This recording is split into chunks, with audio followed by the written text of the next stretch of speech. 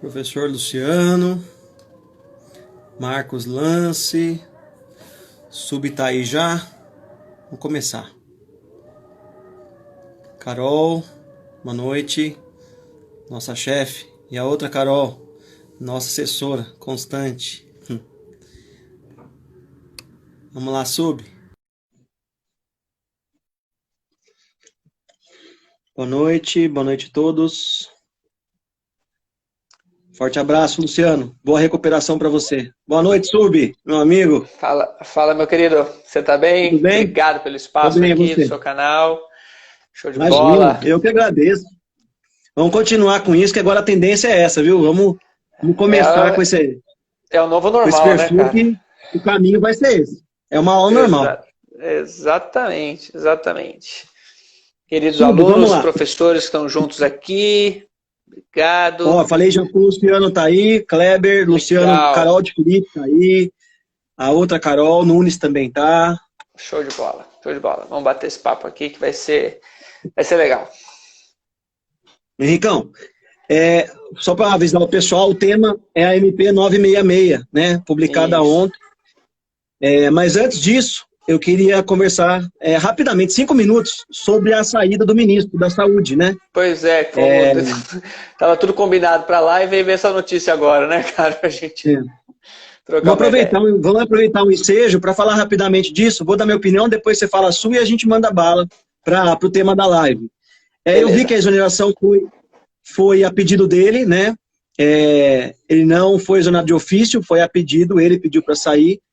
E a exoneração não tem que ser motivada, então ele não motivou a saída dele. Foi Perfeito. sem motivo, sem fundamentação. E pode ser, a legislação permite que seja, então tudo ok, tudo beleza. Outro ponto que eu achei relevante na saída, eu vi o trecho do discurso dele de saída, não sei se você acompanhou agora há pouco, ele falou que a saúde continua empenhada na questão das competências federal, estadual e municipal. Ele está alinhado, pelo que eu entendi, com aquele estilo do Supremo em julgar que as competências em matéria de saúde, foi isso que eu interpretei. As competências em Perfeito. matéria de saúde são concorrentes. Federal, estadual e municipal em conjunto. Elas têm que atuar em Perfeito. conjunto. Mesmo porque a lei do SUS e até a Constituição Federal, no artigo 196, quando prevê a atribuição do SUS, ela fala que é uma atribuição concorrente entre União, Estados e municípios. O ministro da Saúde não poderia ter falado outra coisa. E talvez ele deixou uma brecha para a gente interpretar um dos motivos da saída dele. Talvez a grande desavença com o presidente tenha sido nesse cenário, que o presidente queria, até aquela questão da barbearia, não sei se você viu, a Vi. começo da semana, o presidente publicou um decreto dizendo que barbearia e cabeleireiro seria atividade essencial, academia e tudo mais. Isso. E ele estava dando uma entrevista, o ministro da Saúde, nesse mesmo dia, nesse mesmo horário, quando foi publicado o decreto. E ele não sabia do decreto, ele desconhecia o decreto. E aí gerou um mal-estar. Eu vi como um grande mal-estar. Eu até falei, vai dar alguma coisa aí. E aí eu acho que um dos grandes motivos foi esse. Mas aí tá liberado. O que você acha? O que você acha disso? César, assim, eu vou somar um outro motivo que está bastante claro, você deve ter acompanhado também, enfim, as notícias de bastidores atualmente acabam sendo uma fonte importante para a gente também tentar entender tudo o que está acontecendo. Sim. Foi essa semana, anteontem, ou transantonte, que foi divulgado que numa reunião, reunião virtual, em videoconferência, com empresários, o presidente disse que o protocolo de uso da hidroxicloroquina precisava mudar e ia mudar. Ou seja, ele empenhou a palavra dele junto a empresários num assunto X, de que e mencionando inclusive que isso é competência do presidente, o Conselho Federal de Medicina já disse que pode usar em paciente leve, então pronto. E o take já vinha alinhado com os estudos científicos sobre a hidroxicloroquina que ainda não concluíram por sua eficácia. Tanto que o que o Conselho Federal de Medicina diz pode usar em pacientes leves ou em início de tratamento mediante assinatura de termo de responsabilidade, sabendo dos riscos que o medicamento traz. E o take estava mantendo essa afirmação com base nos estudos científicos. Então eu estou vendo aí, junto contigo, dois grandes motivos para o ministro ter pedido demissão. Ele falou, olha, eu estou imaginando aqui, sou eu, ok? Isso é totalmente nada fático. Sim. Um cenário muito parecido com o que o Mandetta declarou quando saiu. Dizendo que houve uma reunião, que o decreto estava pronto para ele assinar o protocolo da hidroxicloroquina, e aí que ele pediu a demissão, ele disse que não continuaria. Eu estou imaginando um cenário muito parecido, porque o ministro foi chamado para uma reunião fora da agenda com o presidente hoje. Eu acho que foi para dizer, olha, eu falei que vai ter que pôr a cloroquina, você vai ter que pôr a cloroquina. E ele falou, não, eu sou cientista, não vou pôr a cloroquina. Sim. Pediu demissão. Até acredito que nesse caso foi um pedido mesmo, né? Dizendo assim, olha, desse jeito não trabalho, né? Peço para sair. Então, infelizmente, cara, num cenário onde, como bem definiu um dos diretores da Organização Mundial de Saúde, ninguém sabe exatamente como resolver, né? Tá todo mundo um pouco perdido. A gente está dentro desse balaio, né? Estamos nessa, sim, agora patinando aí para colocar uma gestão na saúde que, enfim, que permaneça. Acho que a guerra de vaidades está grande demais. E de uma guerra de vaidades, a gente vai ter ou grandes heróis ou grandes derrotados, e ninguém precisa disso. A gente precisa de ponderação. E está faltando. Eu sou um cara que, enfim, dentro do direito me vejo como um cientista e tento aplicar a ciência em tudo. A gente tem que acreditar nos estudos científicos que são publicados. É uma opção minha, né? Então, o que a gente precisava é tentar achar caminhos que a ciência está referendando ao longo desse desafio todo. Mas, enfim, foi isso. Acho que em termos jurídicos você já apontou, não tem nada de errado, é um cargo em comissão, a motivação é dispensada, ele pode pedir para sair a qualquer momento, mas eu acho que foram duas razões, cara. São as duas grandes polêmicas envolvendo essa questão do isolamento, né, do que pode e o que não pode abrir, e mais o medicamento que enfim, estão estudando junto com 1000 outros. Eu me pergunto por que o governo federal não tem a mesma posição em relação ao Redensevir, que é um medicamento promissor, né? Ainda também faz estudos, mas, enfim, abraçou-se a cloroquina e você tem outros antivirais, enfim. Vamos lá, vamos falar da MP966. O Henrique, nossos seguidores aí devem estar pensando, temos bastante gente da Unitar aí, viu? Tereza entrou, tô vendo, tá aí. Apareceu a Estela aqui, ex-estagiária minha, bem-vinda, bom te ver. Obrigado pela presença. O Henrique, o pessoal deve estar pensando, mas o que tem a ver o ministro da Saúde com essa live da MP 966? Pior que tem, o pior é que tem. Eu estava lendo o relatório, e assim, a gente não programou nada, né? Porque a saída dele veio hoje.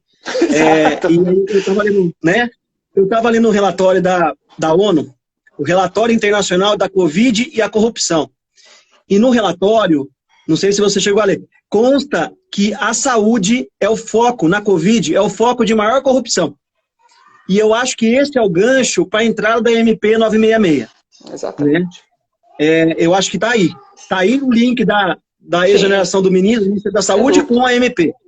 Então vamos lá. Primeira coisa, eu vou falar ainda da parte constitucional, administrativa, e depois você entra na parte dos artigos.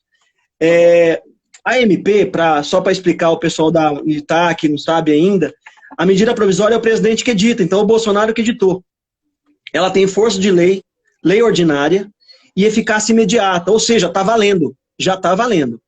Entretanto, não sei se você viu, Henrique, o partido Rede protocolou no Supremo ontem mesmo o Mardi, eu estou com a petição aqui, já pedindo a inconstitucionalidade dessa medida provisória, né? Vai ser analisado em breve, é o Barroso o relator. O ministro Roberto Barroso é o relator. Sorteou o Barroso, isso. Agora que a gente vai ver o que vai acontecer. Questões importantes. A medida provisória, pelo artigo 62 da Constituição, só pode ser editada em caso de relevância e urgência. Relevância eu vejo, porque é o interesse público da Covid, a pandemia, eu vejo relevância. Mas urgência não. Não por quê? Porque você vai entrar nesse ponto e fazer o cotejo com outras normas que dispõem no mesmo sentido. Ou seja, essa norma não é urgente, ela não estabelece alguma coisa nova no ordenamento jurídico. Perfeito. Ela choveu no molhado, no sentido popular. Né? Aí, outro ponto importante. Além da medida provisória, se não bastasse isso, então não é urgente, ela já é inconstitucional por isso, inconstitucionalidade formal. Eu acho que o Barroso vai tratar disso, vai cuidar de mexer nisso. Outra questão importante. Na matéria, essa medida provisória fala em relação ao erro grosseiro do agente, que ele só responde por dolo ou por erro grosseiro. Essa questão do erro grosseiro é uma questão de total indefinição, de total abstratividade, o que gera uma abertura muito grande para não punição desse agente, que vai lidar, como eu disse agora no começo, muitas vezes na saúde, na área da saúde, comprar respirador, comprar medicamento, tudo sem licitação. Então, na verdade, é o âmbito do agente com o poder público, não tem o particular aí, é o agente e o poder público, é o servidor e o poder público, no dano ao erário, na lesão ao erário. Eu acho que é esse o contexto da medida provisória. Bom, o que mais? Outro ponto que eu vejo como relevante para apontar como inconstitucionalidade é o vício material em relação à medida que prevê, ela exclui a culpa e a culpa em geral, ela só prevê a culpa grave, né? O que eu acho que gera uma irresponsabilidade, uma tendência a, não sei o que vai acontecer, uma tendência à irresponsabilização do servidor, ou uma mitigação da responsabilidade. O que, no meu modo de ver, ofenderia o princípio republicano, porque a forma de governo republicana preconiza que a responsabilidade do agente é uma das prioridades, junto com a transparência, periodicidade do mandato, tudo mais.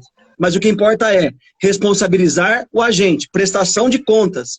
Essa norma meio que tira, ou elimina, ou mitiga, diminui a prestação de contas do agente, o que é nocivo à República, no meu modo de ver. Mas essa é uma questão um pouco mais aprofundada, teria que entrar um pouquinho mais no princípio republicano.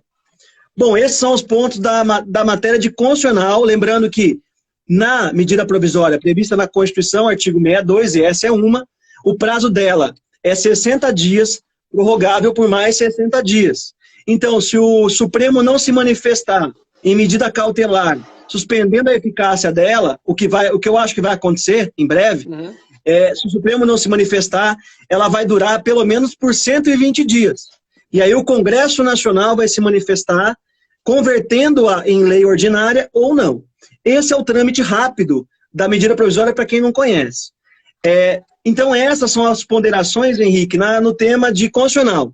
Então eu queria ouvir você um pouquinho, depois eu entro no administrativo para a gente conversar mais. Legal. Seguinte, gente, para quem já está comigo, conhece os alunos da graduação, eu falo um pouquinho, eu vou abordar um pouquinho a questão pela aquela parte que a gente trata em introdução ao estudo do direito, um pouquinho da história, da filosofia do direito. Mas, sério, bem prático mesmo, não se assustem. Tá? A parte técnica é com César, que domina demais o assunto. Mas o que a gente queria o que eu queria trazer aqui, que o César já ponderou. Primeiro, a parte assustadora da medida provisória. É a falta de tato em relação ao momento histórico em que estamos vivendo. Tá? Veja, o texto da medida provisória, justamente nessa parte mais polêmica que você tocou, César, ele é cópia do artigo 28 da Lei de Introdução às Normas ao Direito Brasileiro. A história de apenas punir o agente público por dolo ou culpa grave, erro grosseiro, tá? E já existe, desde 2019, editado pelo então presidente Michel Temer, o Decreto 9.830, Decreto 9.830 de 2019, que já mencionava exatamente, letra por letra, o texto da medida provisória. O que se considera erro grosseiro, né, a forma de responsabilização, o que você tem que considerar antes de responsabilizar o agente, as dificuldades práticas, a falta de informações, estava tudo lá. E veja, uma norma que foi editada no momento pré-pandemia, com um status de normalidade, e que justamente por isso, pensando no momento histórico, acabou passando. A lei que trouxe essa responsabilização do agente público apenas por erro grosseiro em 2018, você vai se lembrar, gerou polêmica, né? Inseriu um monte lá de artigos na lei de introdução às normas, gerou uma certa polêmica, mas passado o tempo, usaram todo o período possível para editar o decreto, ninguém falou nada, passou de boa, e estamos convivendo com isso, uma norma válida, né? Então, a minha análise, César, é o seguinte: por que agora? Por que você editar uma medida provisória que, vou citar você, chove no molhado em termos de responsabilização legal, tem a questão constitucional que você já pontuou, mas em termos infraconstitucionais, em termos de lei ordinária, já estava posta. É editar uma medida provisória repetindo a questão para dizer, olha, quanto à Covid, eu vou aplicar isso aqui, que já estava previsto para todo e qualquer caso de responsabilização do agente público. É um prognóstico muito ruim. Falando de hermenêutica, falando de interpretação, o que a gente interpreta? Que é uma norma casuística. E isso é ruim. Porque eu já tinha uma norma geral falando exatamente a mesma coisa. Eu publicar uma medida provisória agora, no meio da pandemia, sobre isso é dizer, essa norma é para proteger A, B ou C. É para evitar a responsabilização de A, B ou C. E as leis não servem para isso. Né? Você tocou no princípio republicano, que merece uma live só dele, mas uma das diferenças que a gente ensina, né, da monarquia para a república é justamente essa. Né? Enquanto no regime monárquico o rei não erra, a irresponsabilidade do Estado é parte do conceito de república a responsabilização do agente público.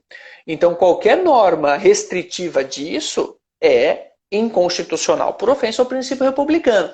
Digo, polêmica que surgiu em 2018, com a lei de introdução às normas, que amornou, que ninguém falou nada com o decreto 9.830 em 2019 e que agora volta. Mas assim, perceba que a gente acaba colocando a República como instituição sob constante ataque. E isso é bastante preocupante, não é? O agente público, ele sabe do risco de seu cargo. Eu falo para todos, não minto. Eu não queria estar na pele de um gestor público no meio de uma pandemia. Eu não queria ser um presidente, eu não queria ser um governador, não queria ser um prefeito e não queria ser um diretor da Organização Mundial de Saúde com um pepino desse na mão. Mas é parte do risco, é parte do cargo e das responsabilidades do seu cargo. Então, como você bem pontuou, qual é a urgência de decretar via medida provisória que nem eu, nem os demais gestores, estaduais e municipais, são responsáveis pelos erros? Complicado, né? Um momento complicado na nossa república, sem dúvida. Vai contigo aí. Vamos lá, então, um ponto que eu acho importante, Henrique, eu dei uma lida na petição inicial do Partido Rede, né, da ADI, só para ver o que eles estavam falando e fundamentando. Só um parênteses aqui. Eles cotejaram a LINDB com a medida provisória. Colocaram um gráfico dividindo a LINDB de um lado e a MP do outro. Elas são praticamente iguais. A única diferença sensível entre elas é o artigo 3º da medida provisória.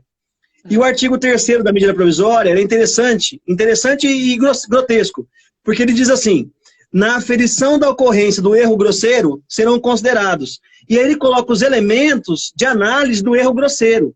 Né? Então, obstáculos, dificuldades do agente, complexidade da matéria, atribuições do agente, circunstâncias da incompletude de informações na situação de urgência. Vejam que são momentos ou circunstâncias que não precisava ter falado. Ele quis definir o erro grosseiro e tornou mais difícil ainda a definição. Deu uma incompletude ainda maior ao tema. Ele quis limitar a Covid, mas na verdade ele colocou situações que são totalmente abstratas no campo concreto. Todas difíceis de verificar. Né? Então, é como se na prática ele falou, vou dar uma satisfação para o povo que eu vou punir quem tiver erro grosseiro. Mas na prática você não vai conseguir ver ninguém que fez erro grosseiro.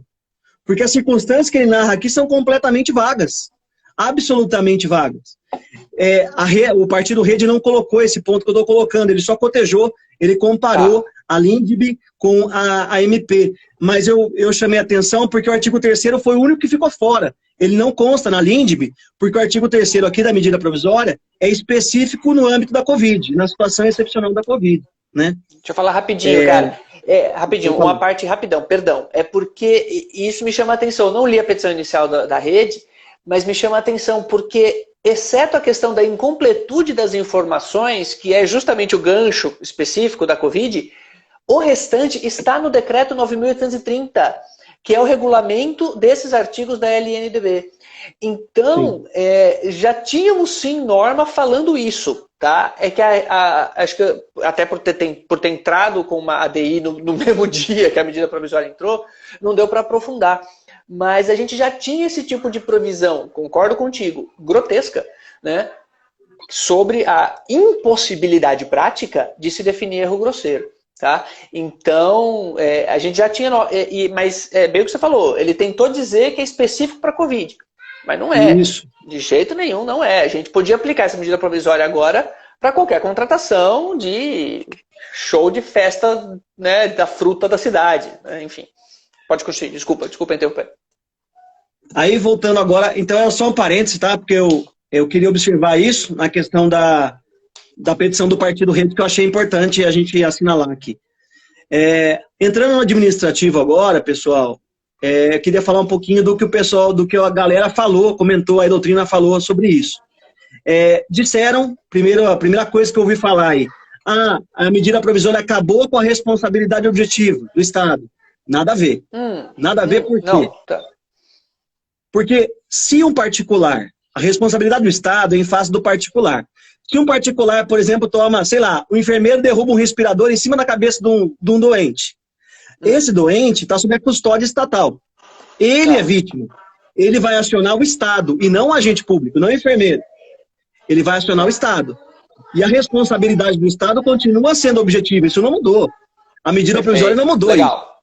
Tá. A medida provisória alterou a responsabilidade do agente, que na função, nessa visão que eu estou falando para vocês, se dá na ação de regresso. A ação de regresso é a ação do Estado contra o servidor que causou o dano. Essa relação não era objetiva e continua não sendo. Ela é subjetiva. Então ela se baseia na culpa ou no dolo. Na culpa ou no dolo. Só que a Constituição Federal, esse ponto é importante, Henrique. A Constituição Federal, lá no artigo 37, ela não fala em culpa grave ou erro grosseiro, ela fala culpa ou dolo. Culpa.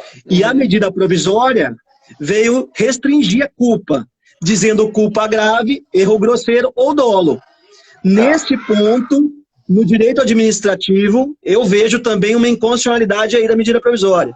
Ela restringiu, mas não a responsabilidade do Estado como ente público. Ela restringiu a responsabilidade do servidor em regresso, se for o caso. Tá. Acho que ficou claro isso, né? Ficou, legal. É na ação de regresso. Legal. Só na ação de regresso. Porque eu vi alguns comentários do pessoal falando, acabou a objetividade da responsabilidade. Não, nada a ver. O Estado continua respondendo objetivamente. O que alterou, o que a medida provisória alterou, foi a responsabilidade do regresso, que era subjetiva ampla e agora é uma subjetiva mitigada, reduzida um pouquinho. Mas, para falar a verdade, Henrique, eu vejo que essa medida provisória nem vai se aplicar na ação de regresso, muitas vezes. A grande parte dos casos é a relação do servidor com o Estado diretamente, na lesão ao erário, na visão do servidor ressarcindo o erário por um dano causado. Eu acho que a grande esmagadora maioria dos casos que ela vai ter aplicabilidade é a relação básica servidor-Estado. Não entra os particular vítima aí. Mas, se entrar, é na ação de regresso que ela vai se basear. E só lá. Tá?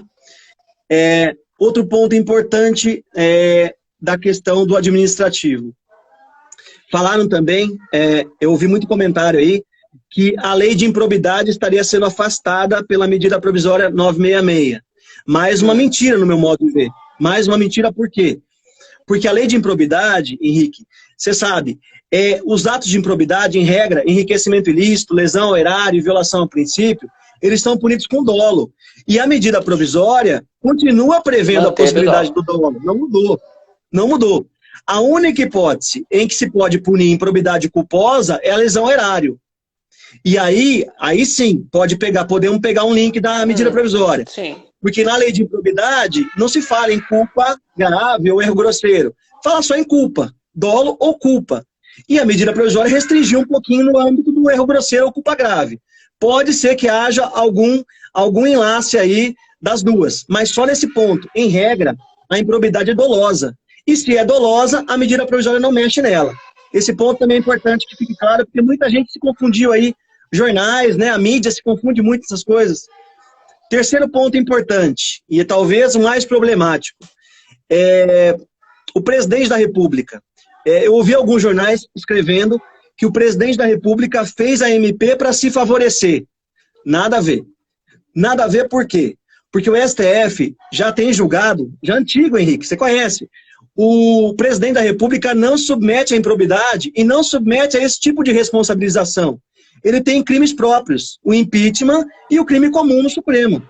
Então, o presidente não responderia com base nessa norma. O presidente responde com base em normas específicas, né? Então ele estaria fora. Não foi para ele essa medida provisória, foi para outros. Foi para os agentes inferiores a ele. Esse sim, assessores e tudo mais. Esse é um ponto importante. Que mais? Outro ponto que eu acho que vale a pena mencionar é a questão do processo da medida provisória. Eu acho que é uma novidade boa para o pessoal aí que está na live, universitários, estudantes de concurso e tal. O Alexandre de Moraes, na DPF 661 e 663, abreviou o procedimento da medida provisória. Então, a hora que ela for tramitar lá no Congresso Nacional, não vai precisar passar por comissões. Ela vai direto por um deputado ou um senador que vai analisar a constitucionalidade dela. E aí, na sequência, ela segue para o plenário. Isso é importante também, alterou-se o rito dela. Isso é para a gente finalizar aqui minha parte. Ainda vou falar mais, mas por enquanto tá bom. Pode ir, Henrique. Manda bala. Vamos lá. Bem, eu gostei muito. Primeiro, parabéns pela explicação. Acho que em relação a separar a responsabilidade objetiva do Estado, que fica íntegra. Estamos falando, na verdade, da relação servidor. Concordo contigo. Acho que até na ação de regresso vai ser raro. Concordo com você. A gente fala realmente de ações movidas ou provocadas, né? Movidas tecnicamente pelo Ministério Público ou provocadas pelos tribunais de contas, né? Em face dos agentes públicos. Sem dúvida alguma, é esse o cenário de aplicação. Concordo legal com você, acho que ficou bastante claro. Quanto ao impacto midiático na medida provisória, do presidente ter feito para se proteger de tudo, também perfeita a sua colocação. Isso é sempre importante lembrar que o presidente da República tem um arcabouço, né, uma base legislativa absolutamente diferente, já tendo sido tradicionalmente excluído da responsabilização por improbidade. Tá?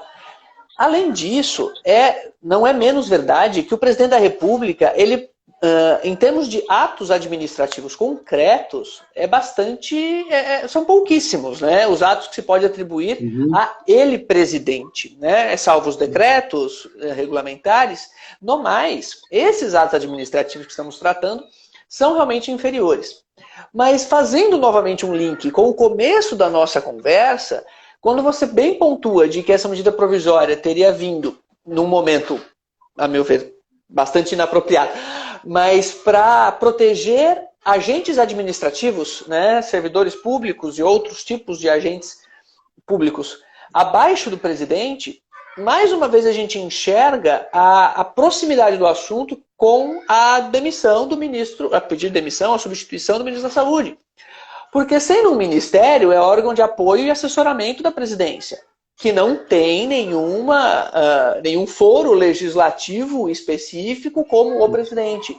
Então, o ministro, o assessor do ministro, o secretário do ministério está sob as leis de improbidade e as leis que se aplicam a todos nós. Então, até que ponto as convicções pessoais do presidente da República, a ponto de influenciar nas decisões técnicas de um ministério, poderia ensejar até a história de uma aplicação por subordinação hierárquica, aquilo tudo, justamente para livrar, então, essas pessoas que estariam sujeitas à lei de improbidade e as outras legislações corriqueiras, né, que não o crime de responsabilidade e do presidente. Então, faz muito sentido a gente continuar acompanhando com atenção essa movimentação no primeiro escalão do Ministério da Saúde, porque eles, sim, ali dentro do Ministério, praticam atos administrativos concretos que podem ensejar danos graves à população como um todo, em direitos difusos, e aí a gente está entendendo por que essa medida provisória está aí, neste momento, justamente onde parece haver uma imposição quanto à forma de atuação do Ministério da Saúde. Então, eu concordo aí 100%, quando temos de ponderações administrativas está perfeito, e é isso que a gente vai ter que desenrolar. E só para concluir, já te devolvendo a palavra, a questão da aplicabilidade disso, das sanções que decorreriam dessa medida provisória, das dificuldades de se punir o agente público, vai na esteira daquilo que a gente estava conversando. Essa proteção legislativa ao agente público surgiu em 2018 com a LINDB, vem em 2019 com o decreto e aparece de novo agora na medida provisória. Quero dizer, infelizmente, para o nosso padrão judiciário, é muito pouco tempo. A gente ainda não tem uma resposta jurisprudencial suficiente sobre a LINDB, sobre a aplicabilidade lá em 2018. Não deu tempo ainda. Então é muito difícil prever, isso é até uma pergunta minha para você, tá? E aí já encerro e trazendo essa pergunta, se você tem alguma expectativa em relação à posição do Barroso.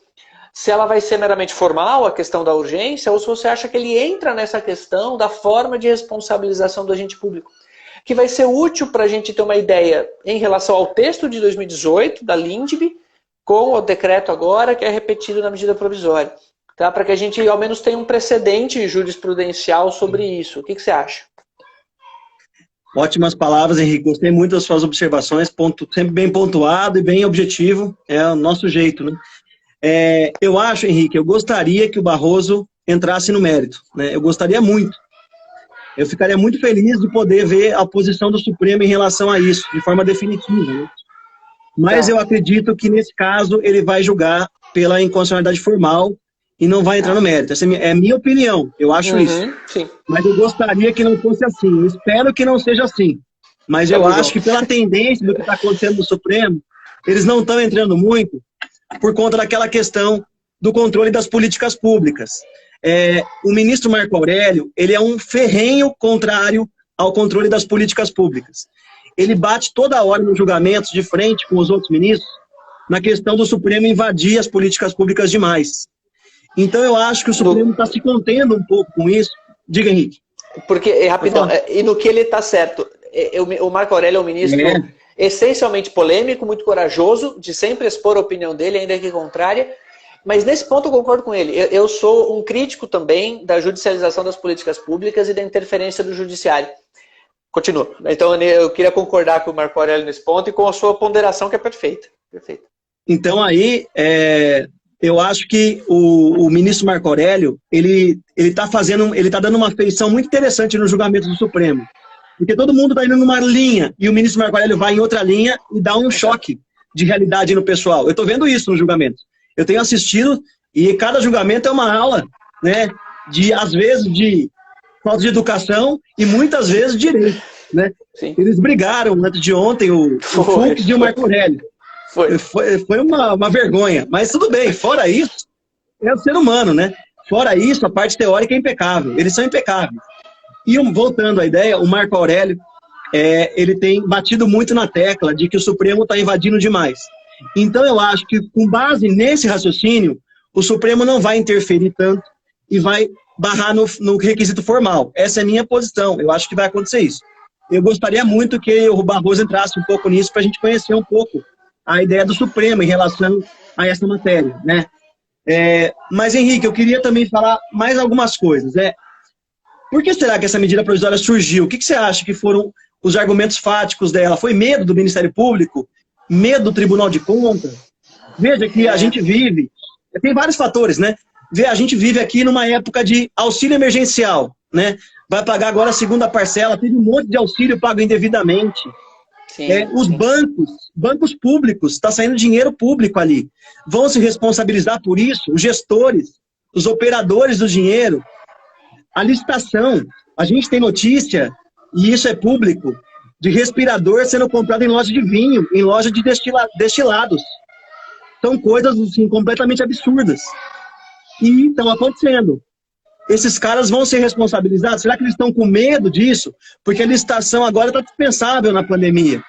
Exato. Tivemos o pregão Express, mas quase que não está sendo usado. O que está sendo usado é dispensa de licitação, né? Então, tudo isso, acho que todo esse contexto gera a edição da medida provisória, no meu modo de ver. Além disso, temos alguns estados com o lockdown. E o lockdown exige uma atenção maior do Estado na saúde, na compra de medicamentos e tudo mais. Isso vai acelerar esse processo de erro da administração. Eu tenho certeza que os erros estão sendo muitos. E essa medida provisória talvez tenha vindo para dar uma cobertada um pouco nisso. O que você acha? Cezão, olha, sendo bem sincero e pragmático contigo, é difícil acusar, mas é o que eu falei no comecinho. Por quê? Por que agora? Porque no momento em que o mundo está olhando para o Brasil como, com essa polêmica toda gerada aqui, um dos poucos países, né? Falo poucos, porque os Estados Unidos foi na mesma linha, então, e há alguns poucos outros assim, que está gerando tanta polêmica em torno da Covid. E a gente já tem, então, esse cenário de uma complicação política, e essa medida provisória surge no pior momento possível. Né? O colega que está acompanhando colocou aqui, para livrar da roubalheira futura. Pode ser da futura e vou dizer, da presente, inclusive. Da como presente. O César colocou. A dispensa de licitação, na verdade, licitação de forma geral, e de novo fica aqui, César, mais uma sugestão de live, o futuro da licitação, o presente e o futuro da licitação. A licitação, eu costumo dizer, é igual a democracia. É o pior sistema de compras, fora todos os outros. Eu não sei qual é a solução, mas que a licitação não funciona, ela não funciona. Ela é o grande ralo de dinheiro público para a corrupção no país, historicamente. Mas, tem outro jeito? Não sei. Confesso, não sei. Tá? Você colocou pontos aí em que manifestamente existirá a responsabilização do agente público quando houver a devida apuração. Poxa, e aí você vem colocar toda essa dificuldade de configuração, apesar de que comprar respirador em lojas de vinho me parece fácil de classificar o erro grosseiro, Sim. Parece, Sim. né? Mas para quem me conhece, todos os seus seguidores aqui, que estou conhecendo agora no canal, eu fui fiscal do Tribunal de Contas. E conversei com prefeitos, conversei com gestores. E conhecendo a prática deles, me veio uma reclamação muito presente quando a gente estava lá como Tribunal de Contas, ali na cidade. E era muito comum o prefeito falar para mim, Henrique, eu sou prefeito porque eu queria gerir a cidade, porque eu quero estar aqui, mas eu não entendo o que eu estou assinando. E ele falava isso comigo, conversando e assinando um monte de coisa sem saber o que ele estava assinando. Né? Mas assim, eu não sei o que é isso aqui, mas eu sei que precisa da minha assinatura. Né? E aí você entende o cara. Era um administrador, um médico, um bacharel em direito, um trabalhador que virou prefeito da cidade. E realmente, atribui a ele um erro grosseiro. Ele sabe que aquela dispensa saiu para comprar o respirador de um lugar absolutamente que não vende respiradores. Muitas vezes não. Então, a prática administrativa é tensa nisso. Então, eu acho que sim, respondendo finalmente a sua pergunta. Vem para proteger? Vem. Devia ter vindo? Não. Porque, infelizmente, você sendo médico, gestor, economista, administrador, trabalhador, que quer ser prefeito, governador ou presidente, esse é o risco do seu negócio. Você não pode se lançar a um cargo de gestor de um país, de um estado, de um município, de uma autarquia, de uma empresa pública, sem saber o que você está fazendo.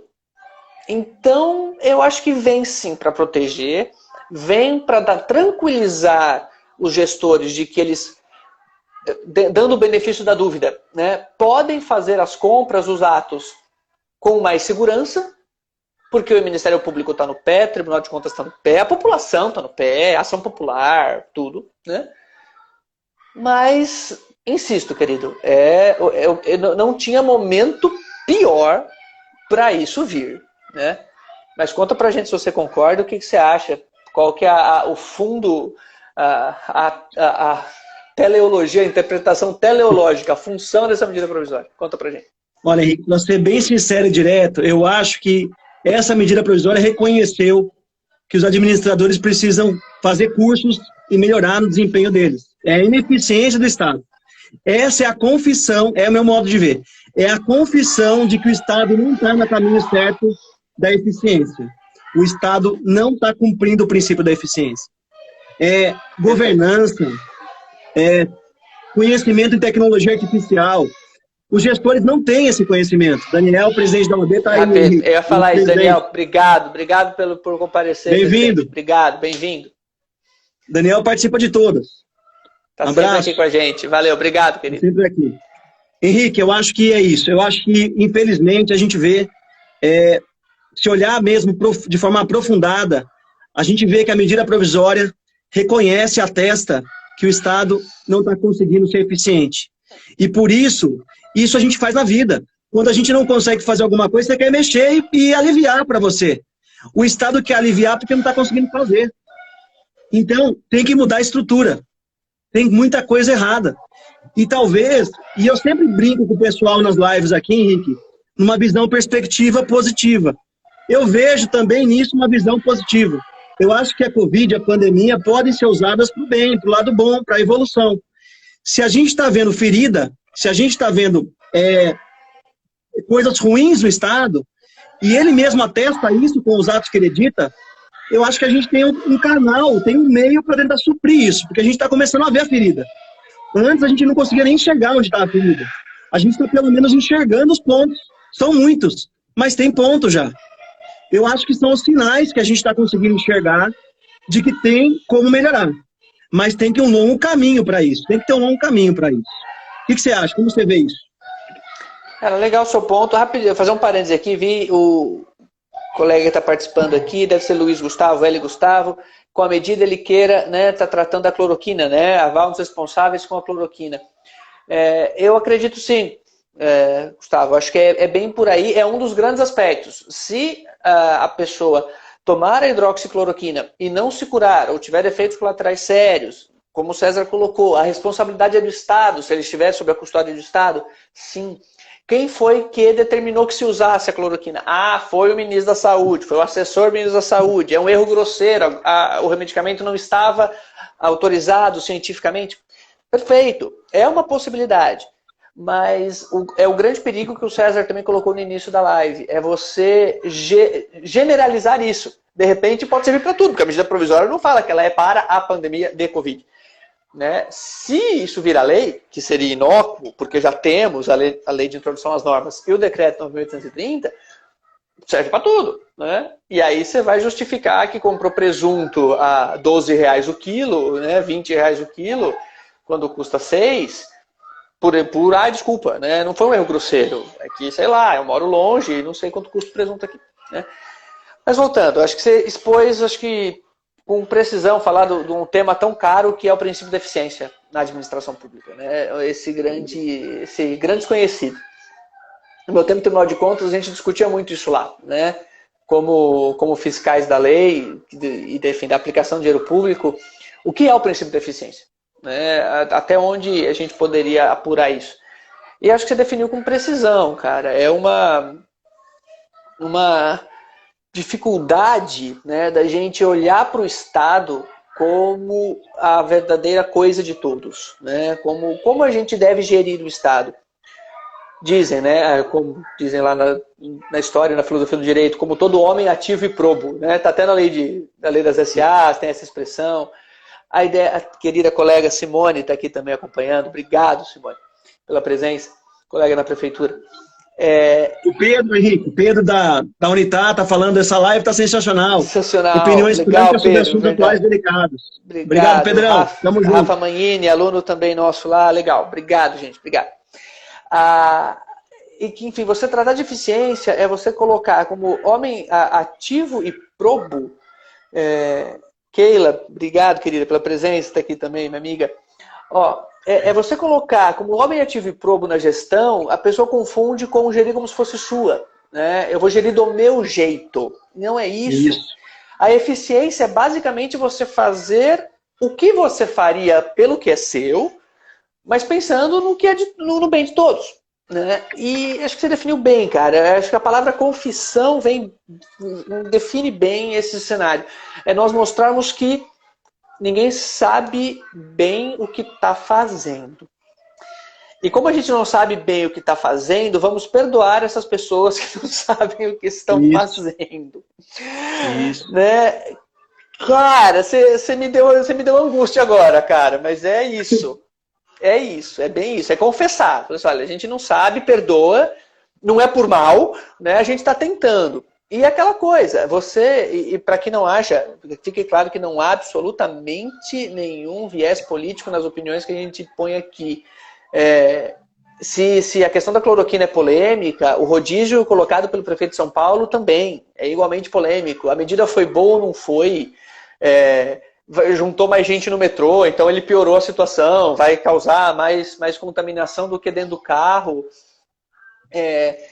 É isso. No fundo, você vê na decisão do prefeito de São Paulo de decretar um rodízio radical uma possibilidade de erro grosseiro. Porque ele pode piorar o cenário ali. Total. Eu não moro em São Paulo, né? Eu estou aqui em Valinhos, pertinho de Campinas, mas esse debate é válido, foi feito. Peraí, né? A pessoa espalha menos vírus dentro do carro. Ah, não, mas é para forçar a ficar em casa. Tá bom, mas e quem não pode ficar em casa? Se a pessoa estava saindo de carro, talvez seja porque ela não possa ficar em casa. E agora ela vai ter que ir de metrô ou de ônibus. Enfim, né? É bem esse o cenário. Decisões de lockdown, decisões de rodízio, de fechamento, de abertura. Angústia, é a minha nova angústia, César. É isso. Você colocar que é a confissão que a gente não sabe ser eficiente. A gente não sabe chegar num resultado positivo. Enfim, é bonito por um lado, concordo contigo, que a gente possa aproveitar isso e resgatar daí, a partir daí, o que pode ser diferente daqui para frente. Vamos aprender a fazer? Vamos capacitar gestor? Né? Vamos exigir que o gestor público tenha algum curso de gestão pública, qualquer, né? Alguma faculdade, uma pós-graduação, um curso livre, sei lá. Né? Aí vai começar o brainstorm aqui para a gente ver como seria esse futuro. Mas perfeitas suas colocações, cara. Achei maravilhoso, maravilhoso.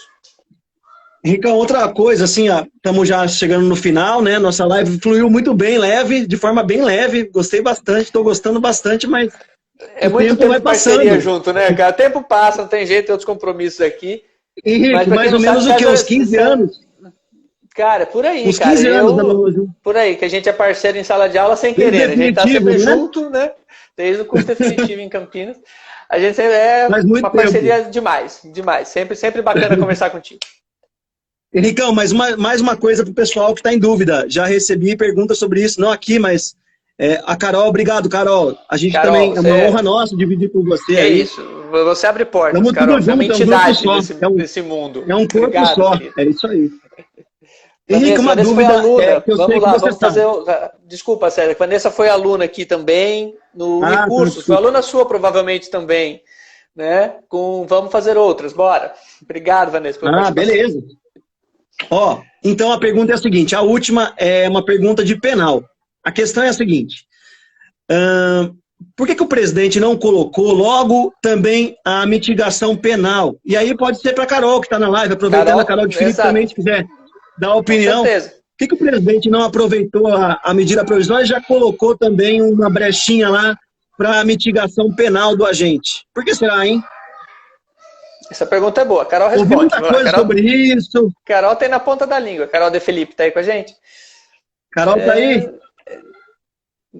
Deve estar ocupada com as crianças lá, que é complicado. Para o pessoal da OAB e de concurso e tal, o artigo 62 da Constituição Federal...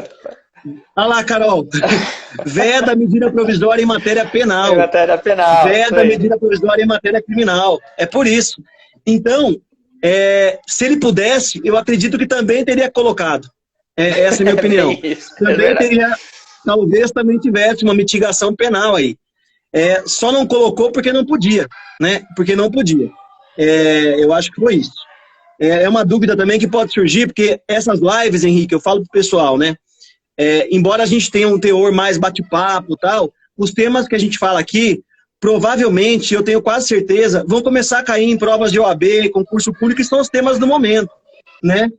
Então, assim, tanto para quem quer aprender um pouquinho mais direito, quanto também quer fazer OAB e concurso, a live vai ser aproveitada, sempre aproveitada, né? Esse é meu modo de ver. E dependendo do concurso, podem esperar tema de redação.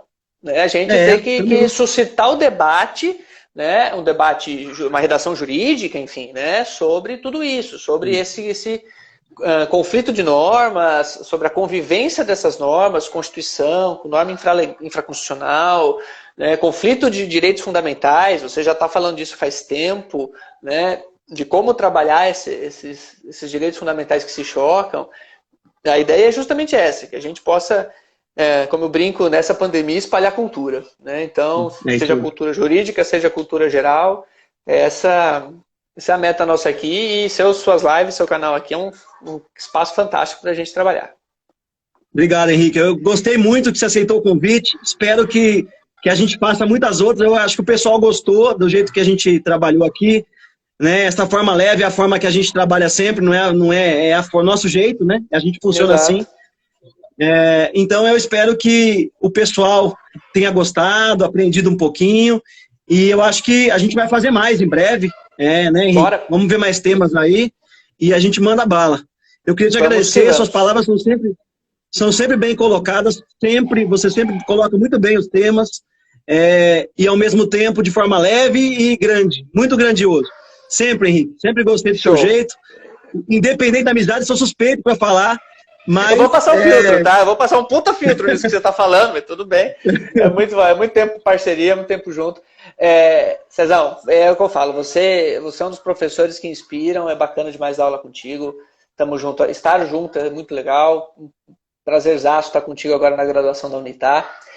Convidar o pessoal, para quem é seguidor do César, está me conhecendo aqui, tem um canal no YouTube, Henrique Sub, tá cheio de tema legal lá, um pouco mais puxado para filosofia e ED, que é a área que eu estou curtindo muito agora explorar, mas que vai cair em redação fatalmente. Estamos falando lá de voto obrigatório, estamos falando de centro-direita e esquerda política, o que é justiça, o que é direito, que é um espaço bacana também para a gente espalhar um pouquinho de cultura jurídica.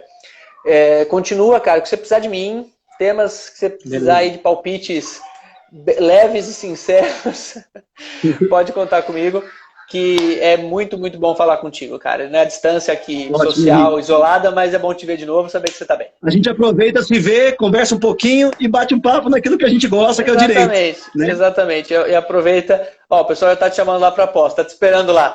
Eu vou pra pós já, então. Começar a onda pós, começa hoje a turma nova, né? Já fazendo marketing aqui. Exatamente. Começa a turma 2020 hoje, né? Então já vou falar daqui a pouco. Sucesso lá. Ó, a próxima live sobre a saída do Guedes, também acredito, Rafa. Acho que ele é um próximo ministro que não deve sustentar. Robson, ligado, aluno querido também da graduação. Thalita, chegou aí, bem-vinda. Beleza, queridos. Obrigado. Henricão, obrigado pela parceria, tamo junto. Pessoal da Unitar, os outros alunos, todos, um beijão para todos. A gente fiquem bem. Valeu. Henrique, obrigado. A gente se fala. Um abraço. Abraço. Tchau, tchau. Tchau, tchau.